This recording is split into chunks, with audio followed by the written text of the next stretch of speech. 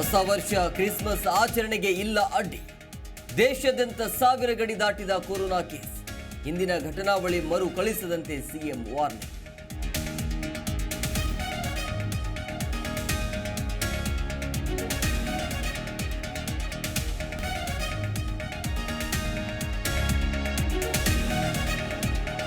ರಾಜ್ಯದಲ್ಲಿ ಶತಕ ಬಾರಿಸಿದ Covid case. ಕೇರಳದಲ್ಲೂ 300 ಜನರಿಗೆ ಒಕ್ಕರಿಸಿದ ಮಹಾಮಾರಿ.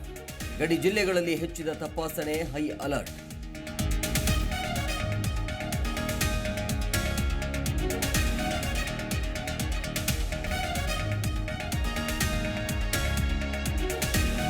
ಲೋಕ ಗೆಲ್ಲಲು ಜೆಡಿಎಸ್ ಬಿಜೆಪಿ ರಣತಂತ್ರ.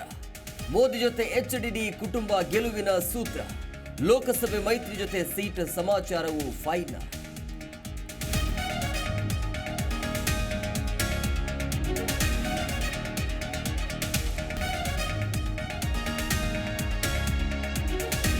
ಇಂದಿನಿಂದ ದೇಶಾದ್ಯಂತ ಸಲಾರ್ ದರ್ಬಾರ್.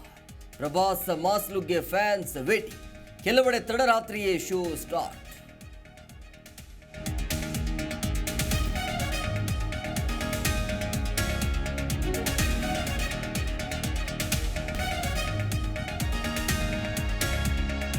ಸರ್ಕಾರಿ ಬಸ್ ಮೇಲೆ ಅಪರಿಚಿತರಿಂದ ಕಲ್ಲು ಎಸೆತ.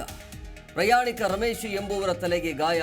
ಬೆಳಗಾವಿಯ ಬೆನಕನಹೊಳಿ ಗ್ರಾಮದ ಬಳಿ ಘಟನೆ.